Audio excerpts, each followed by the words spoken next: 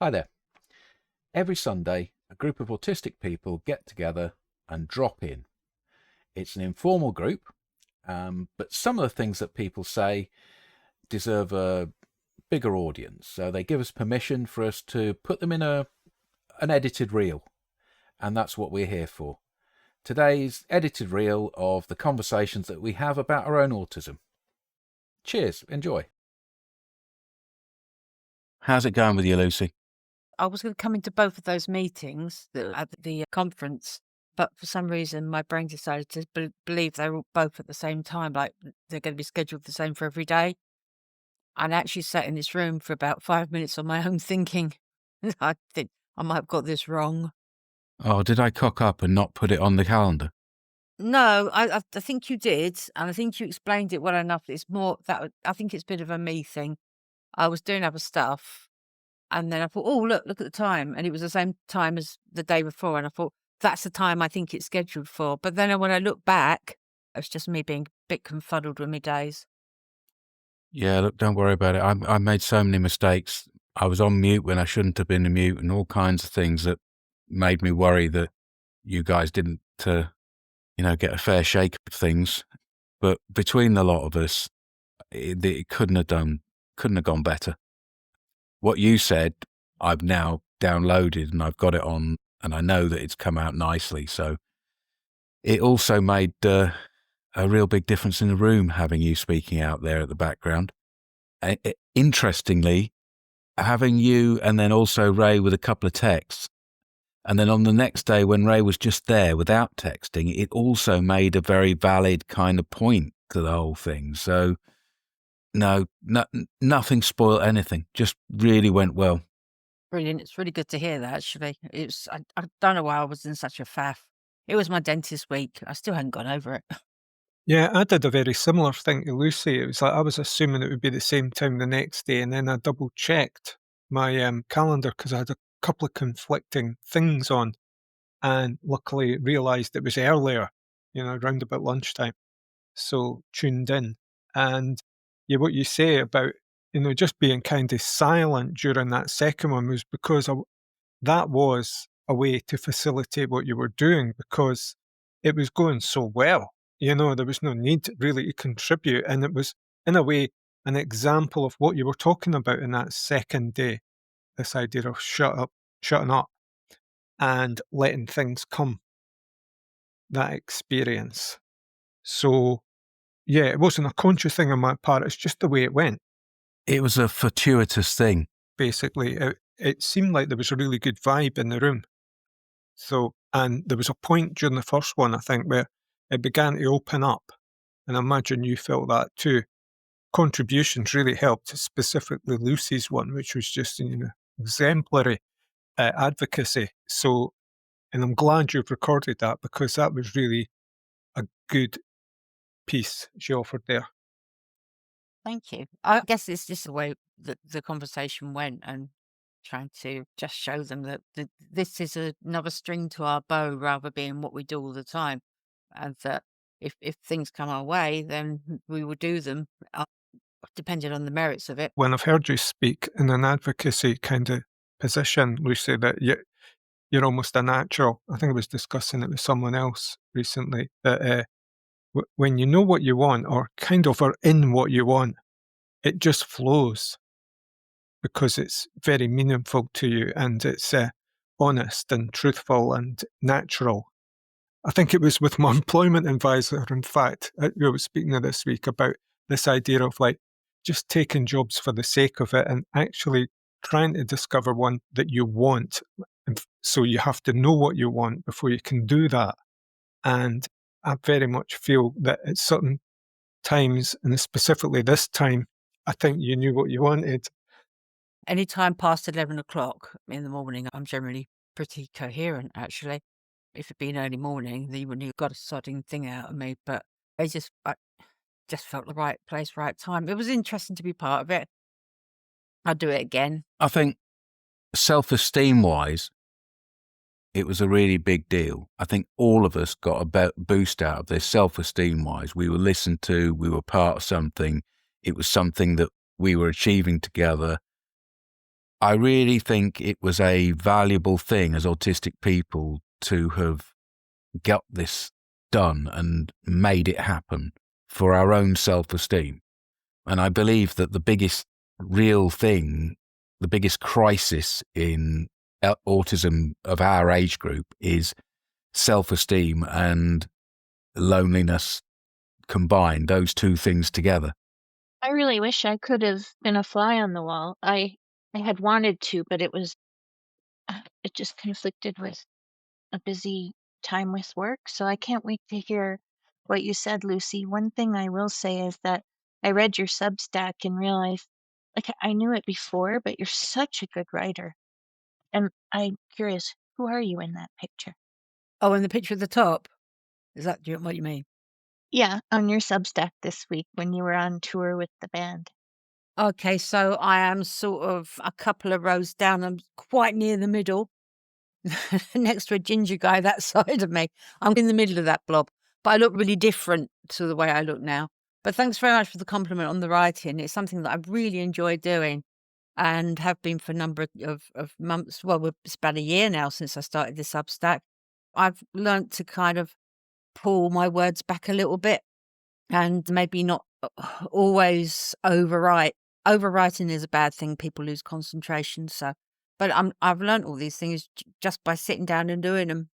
Yeah, it was really evocative, and you're right, it was short, but there's something else about your writing. You just have your own voice, and don't think too hard about the writing. It's so good. It just is so interesting how vivid it is, and it can take us down memory lane, even if I never was on a tour bus, nor did I sell merchandise. And maybe when I'm old and I have cognitive decline, I'll be telling people I did because I read your post. It's really funny. I hope it sticks with you. If you need to flesh out your own journey, I could help you. Yeah, I try and do it in my voice. I don't try and put too many airs and graces on. I love doing it. That hit quite big, that post as well. I don't do it for money. I do it for stats because I enjoy those and seeing how many people jump on board and have a read. It tells me how many people have opened it and things. And as it starts to rise and more people are looking, you feel really good that you started this thing, even though it was hell to write. And I left a lot of things out. Oh gosh, the other stories I'll have to tell you another day.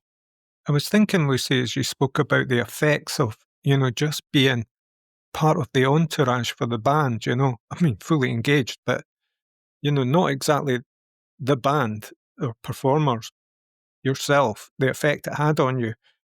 How then do you imagine that effect is for the actual band, going through all that? So do you feel that they're on a slightly different kind of planey activity with it? It's a really difficult one here because I stuck out like a sore thumb. It was really exciting to be in a place like that, surrounded by people you really enjoy, and have suddenly get this job, which came out of nowhere. The rest of the band, I think by the time we got to the end of that tour, everybody was shredded. It just shreds your brain. It makes you feel really, yeah, like one day rolls into another. We did 30 days back to back with, I think, one in the middle for a break. By the time we hit home, it does feel like you've gone through this really huge sort of eviscerating all day, all night, and there was a lot of drinking going on. So it was like when in my head, it's like a big mishmash. And it was such hard work, really hard work. But the rest of them couldn't relate to me because I just didn't speak. I think I said in the piece that I was as autistic then as I am now. I just didn't know it. And if I could go back and do it again, I'd probably be just as unlikely to be talking to people. But yeah, it's strange. I didn't speak a lot either. In the high school I went to, absolutely did not speak. But Lucy, I don't think anybody ever thought I was weird. Maybe they thought I was shy. And I know you were in a bus, but my husband, who was sometimes my husband, like first we were not married, then he was in a band, a really big one, 13-piece, like jazz fusion band. And I just preferred to be a fly on the wall. Like I was the one who drove and things. They didn't have tour bus, but I think I think people probably just thought you were cool. If that were only the way. No, I got a few people on that tour who took an instant dislike to me because I was so hard to get at. I was completely behind this sort of wall. Other things were going on the bus and people were chatting and laughing and doing this and doing that, and I couldn't open my mouth. I kept saying to myself, "But this is your favourite band. These are the people you want to be with. Why can't you speak to them?" And I think it was just my autism. And I think that's all it is. I just decided that I had nothing to add. And they were all such big personalities as well. All of them were huge, loud personalities, and I just didn't fit into that mould. You're still cool. Thank you. I'm not. Thank you. I was just about to post in the text there, if no one knows how to communicate with you, then it's really difficult for us to fill the gap for them or be communicative. It's kind of my response to what you were saying there, Lucy. You recognise the situation, and then people will have a reaction to you or us, and unless we make the effort, it's not going to happen really, unless those people out there have an understanding of the quiet person and how to approach them, or the person who's finding it difficult to engage socially. I think this is a tour in which somebody said that I was intimidating, and which was something I never thought. I was only very young, very little. I was probably, where was I? About 19 years old at that point. But everybody else was a lot older. And I kind of shrunk in that space. And that's the thing, it's that sort of like you shrink away. They thought maybe I was just being obtuse and not talking to them and being a bit rude or something. But there was a few people on that bus, all women, by the way, who had a go at me, who just said they didn't get me and they couldn't get over whatever wall it was that I was building in front of me. So people did communicate to you how they felt, yeah. Because sometimes we very often will fill that gap ourselves and go, oh, they think this about me, they feel this about me, and we don't know because they haven't communicated it to us, but people were communicating that to you. If you weren't saying anything, it must have been an atmosphere or a look, because that's the thing that came up for me today was I noticed some of the young teens that live around me here, how they're going through that identity thing you do as a teenager where you almost daily experiment with clothes and fashion and appearance and trends, and it's just this identity shifting until you find some kind of identity. And it just seems to connect slightly there for me in this thing about how we are sometimes out in the public. If I'm intimidating, I can't think why, because I feel like I'm the least intimidating person in the world, but maybe I give off that vibe into the world. I guess when you're a bit more self-assured, it should bounce off you. But no, it was difficult. I wanted to be everybody's friend, but there was only one member of the band who really understood me, and we used to sit down in the little cabin bit where we could have our cups of tea and things, and I'd sit with this guy called Jim, and we'd both watch Reeves and Mortimer on the video, and that was possibly the best friendship I made on that bus. I remember I've never been on a bus that's really contained, but I remember being in audiences where nobody would really know who I was and that I was with the band actually. And I remember once this row in front of me, I think they thought they were cool. They were really dressed in this Queen Street, West Toronto kind of a way. And I just dressed in the most boring way. And then one of them who at least had a big personality, but in my memory, she was also taller and larger than like large, I thought in my memory. She turned around and she said, "Oh, can you see over us? Or is everything going to go over your head anyway?" So not everybody's nice. So maybe we were right to stay quiet. But then on the other hand, another time somebody wanted me to join something where they really needed another person. And then they said, "Oh, wow, you're really nice. We thought you were completely stuck up." So I guess everybody just thinks what they think. I guess it doesn't really matter what people think.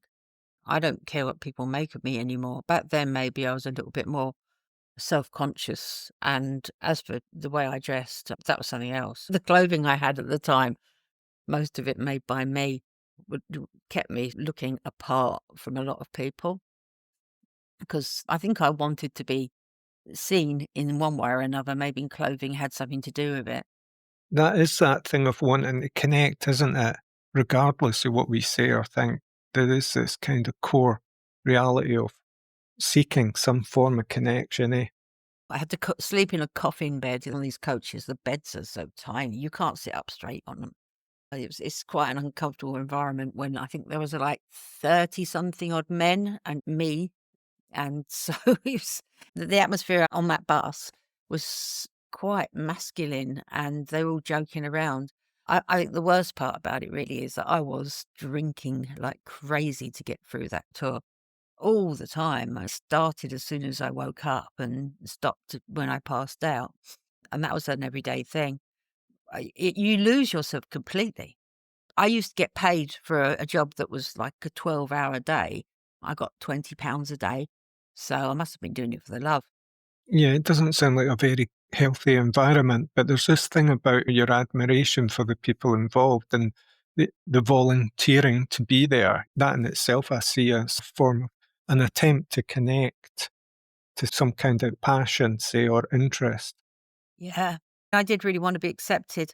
The thing about that particular band is that once you're out, you're out. So I worked really hard for them. It wasn't like I wasn't doing the work. I was good at the work, but I wasn't up for the loud parties really.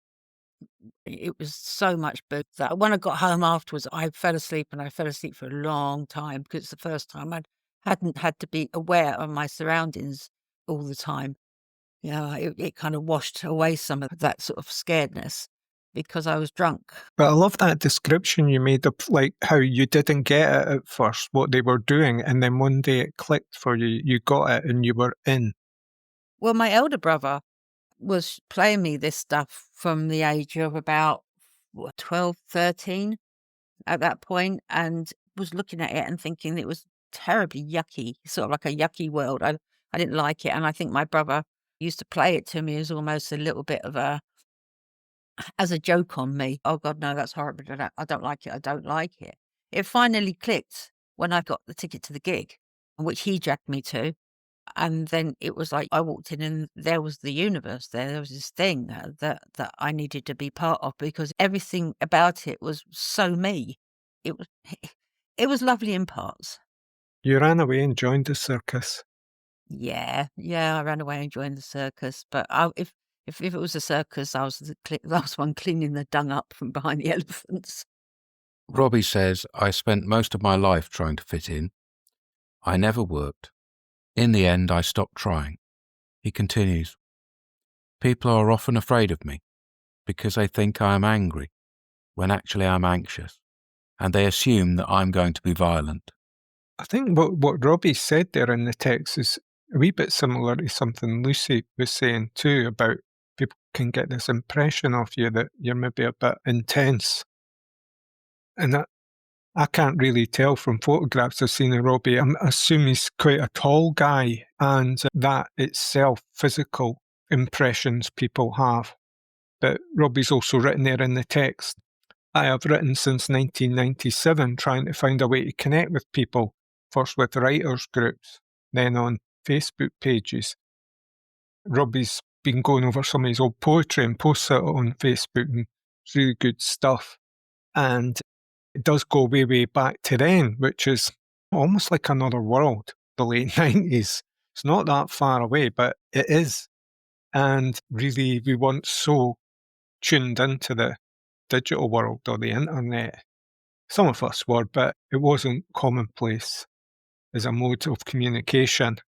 I reflect back on people I've known in my life through the 80s and the late 70s and what they were doing with their poetry and self-publishing and stuff like that, dropping their stuff in libraries and hiding it here and there, and then organising little meetings and recitals, the way people did things back then, pre-internet.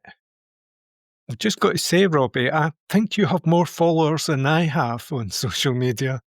I don't think it's the best medium to get that kind of response. Here am I responding to what you do on social media through this weird way we connect on these things. And you're getting a response today that someone has read your poetry. And I'll sometimes look at some of your posts and see the responses that come in, and some of them are really genuinely nice and kind, and people will think that's being negative. I had a conversation this week with the job centre people about that very issue you're talking about, saying no to everything, because that's the only response you can have in the form of communication that's going on, because what is being offered is not coming near to what you want. And I think some of us, me particularly, want to know what I want. You know, sometimes I don't know what I want, but I know what I don't want. And you can get caught in that loop. I can. So I was asking the people at the job centre, get me into a place or a space where I can have an open communication with someone or people about discover what I want. But I know you know perfectly well at times what you want, Robbie. It's just you find it difficult to access it. That was really. I just found out today from speaking to a friend in the local store that even people who have had a diagnosis of ADHD are still waiting on medication. They can't access it. And when I asked them what the reason might be, Brexit or something, so that's a supply chain issue.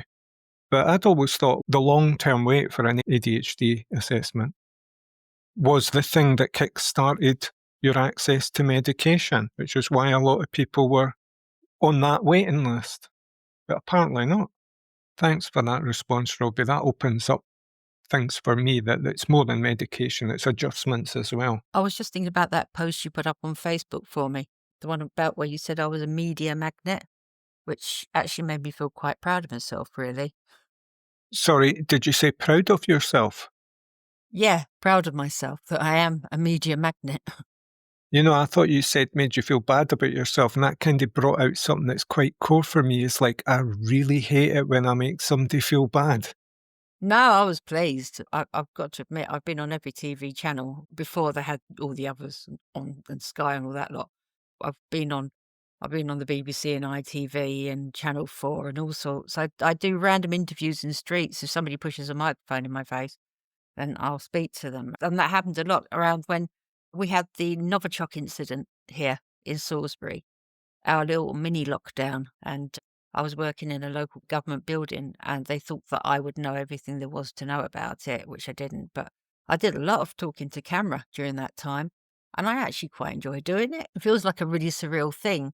You put a microphone under my nose and ask me a question and I'm off. Yeah, you used the word surreal. I was thinking about Monty Python there, where you get these like characters in the street that they would interview Vox Pop. And Jules has put in the text there that you're an influencer now. It's bizarre how influencer is even now a character in television dramas. They will have the influencer character. It's so commonplace now. And yet, I don't know anybody who's an influencer. Does something for me ego. I expect that's about as good as it gets, but I'm not an influencer at all. I did a radio jingle for the local station, and what else did I do? Oh gosh, yes, this guy had been out vox popping on the streets about a local event, and some people were for it happening and some of it against, except he said he didn't have as many people in the yes category as he would have liked. So would it be possible to go onto the microphone and lie about my opinion? And I did it, so I did that as well. But the radio jingle was good. It's a wee bit like photobombing in a way, isn't it? It's like you just insert yourself into normality. Being vocal is something I obviously am. And if there's a space to fill in that little media landscape, then I'm quite happy to do it. It's like being someone else for the day. I'm a total imposter, but I'll do it. Yeah, I was listening to a podcast last night and they were mentioning that phenomenon of every little village or town or city in England. There will be a war memorial and a bunch of punks hanging around it, dressed in their finery, drinking cider or whatever, with their wee dogs on leads or string. I used to hang out around Trafalgar Square and do the same thing by the column, Nelson's column. Loads of sort of punky types sitting around there. They would get people to pay if they wanted photographs of them. So I tried that for a bit as well, which was quite a fun experience. You get to dress up stupid and you're going to town. Well, it's 5:44 now, so our drop-in hour is finished, and thank you to all the people who have texted, and also to the people who've put their voices to this that are going to allow us to put some of those words out into the podcast. If you join us here at the 444, your voice isn't recorded, your text isn't recorded, but the people here have given permission so that it's an example for others. See you again, always reliably, Sunday, 4:44 p.m. Cheers, guys.